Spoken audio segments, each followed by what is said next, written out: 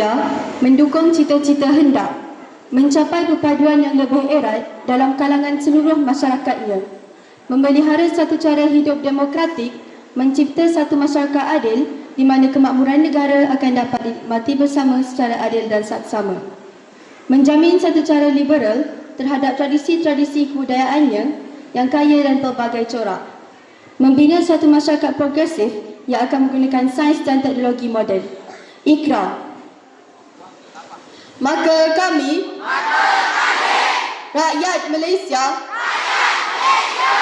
berikrar akan menumpukan seluruh tenaga dan usaha kami untuk mencapai cita-cita tersebut berdasarkan atas prinsip-prinsip yang berikut. Kepercayaan kepada Tuhan, kesetiaan kepada raja dan negara, keluhuran perlembagaan, kedaulatan undang-undang, kesopanan dan kesusilaan. Turun tangan.